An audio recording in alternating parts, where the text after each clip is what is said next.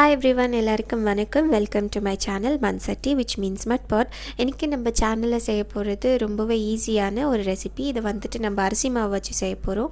இது நீங்கள் evening snack இல்லை பிரேக்ஃபாஸ்ட் எப்படி வேணாலும் சாப்பிடலாம். கிட்ஸுக்கு ரொம்ப பிடிக்கும், உங்களுக்கும் ரொம்ப பிடிக்கும். வீட்டில் ட்ரை பண்ணி பாருங்கள். இது இப்போ எப்படி செய்கிறதுன்னு பார்க்கலாம். ஃபஸ்ட்டு ஒரு பேன் வச்சுட்டு அதில் ஒரு டீஸ்பூன் அளவுக்கு நெய் சேர்த்துக்கலாம். கீ நல்லா கரைஞ்ச உடனே ஹாஃப் கப் அளவுக்கு நான் தேங்காய் வந்துட்டு குட்டி குட்டியாக கட் பண்ணி வச்சுருக்கேன், அதை சேர்த்துக்கலாம். அது கூடவே 1/4 கப் அளவுக்கு ட்ரை ஃப்ரூட்ஸ் அண்ட் நட்ஸ் சேர்த்துக்கலாம். இது ரெண்டையும் சேர்த்து ஒரு 1 மினிட் நல்லா லோ ஹீட்டில் ஃப்ரை பண்ணி எடுத்துக்கணும். தேங்காய் வந்துட்டு நம்ம கீயில் ஃப்ரை பண்ணால் ஃப்ளேவர் வந்துட்டு நல்லாயிருக்கும், அது சாப்பிடக்குள்ள டேஸ்ட்டும் கூட ரொம்ப நல்லாயிருக்கும். ஹீட் வந்துட்டு லோவில் வச்சுக்கோங்க. ஹை ஃப்ளேமில் வறுத்திங்கன்னா தேங்காய் வந்துட்டு தீஞ்சு போயிடும். பாருங்கள், தேங்காய் வந்துட்டு லைட்டாக கோல்டன் ஆகிருக்கு, ஃப்ரை பண்ணியாச்சு. இப்போது ஒரு 2 கப் அளவுக்கு நம்ம கொதிக்க வச்ச தண்ணி ஆட் பண்ணிக்கணும். தண்ணி ஊற்றின உடனே கொதிக்க ஆரம்பிக்கும். அந்த டைமில் 1 கப் அளவுக்கு வெல்லம் சேர்த்துக்கலாம். தண்ணி வந்துட்டு பச்சை தண்ணி சேர்த்துனீங்கன்னா நல்லா இருக்காது. தண்ணி வந்துட்டு சைடில் கொதிக்க வச்சு அதை ஆட் பண்ணிக்கோங்க.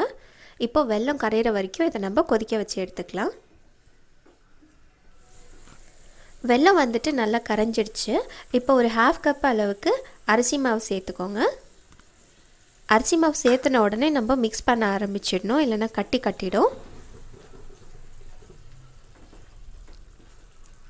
ஸ்லோவாக மிக்ஸ் பண்ணிகிட்டே இருந்தோம்னா அந்த கட்டியெல்லாம் தானாக உடஞ்சிடும். ஹீட் வந்துட்டு லோவில் வச்சுக்கோங்க, ஏன்னா இப்போ வந்துட்டு ஹை ஃப்ளேமில் வச்சு நம்ம மிக்ஸ் பண்ணோன்னா தீஞ்சு போயிடும். பாருங்கள், அரிசி மாவு போட்டு 1 மினிட் நல்லா குக் பண்ணியாச்சு. கட்டி இல்லாமல் நான் மிக்ஸ் பண்ணியிருக்கேன். இந்த அளவுக்கு இருந்தால் போதும். இதை வந்துட்டு நம்ம இப்போ வாழை இலையில் வைக்கலாம். பாருங்கள், இந்த மாதிரி சூடாக இருக்கக்குள்ளவே வாழை இலை மேலே இப்படி வச்சிடலாம். வச்சுட்டு வாழையில் நம்ம இந்த மாதிரி க்ளோஸ் பண்ணிக்கணும். இதை வந்துட்டு நம்ம எந்த ஷேப்பில் வேணாலும் பண்ணிக்கலாம். சப்போஸ் உங்ககிட்ட வாழை இலை இல்லைன்னா நீங்கள் வந்துட்டு இட்லி பாத்திரத்தில் இல்லை ஏதாச்சும் ஒரு சின்ன ஸ்டீல் கப்பில் வச்சு கூட வேக வச்சுக்கலாம். பாருங்கள், இந்த மாதிரி வந்திருக்கு. நம்ம எல்லாத்தையும் இந்த மாதிரி வாழை இலையில் ஃபோல்ட் பண்ணி எடுத்துக்கணும்.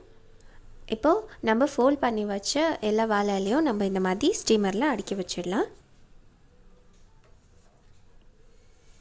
எல்லாத்தையும் அடுக்கி வச்சாச்சு. இப்போ நம்ம வந்துட்டு மூடி போட்டுட்டு ஒரு 10 to 15 மினிட்ஸ் நல்லா ஸ்டீம் பண்ணி எடுத்துக்கலாம். 15 மினிட்ஸாக நல்லா ஸ்டீம் ஆகிட்டு இருக்குது. இப்போ நம்ம ஓப்பன் பண்ணி பார்க்கலாம். பாருங்கள், நல்லா வெந்திருக்கு. இது வந்துட்டு ஒரு 5 மினிட்ஸ் ஆற விட்டுட்டு அப்புறமா எடுத்துடலாம்.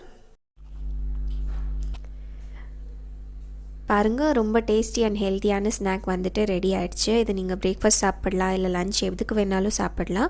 உங்களுக்கு கண்டிப்பாக பிடிக்கும். வீட்டில் ட்ரை பண்ணி பாருங்கள். வேறு ஒரு ரெசிபியோடு பார்க்கலாம். Until then take care.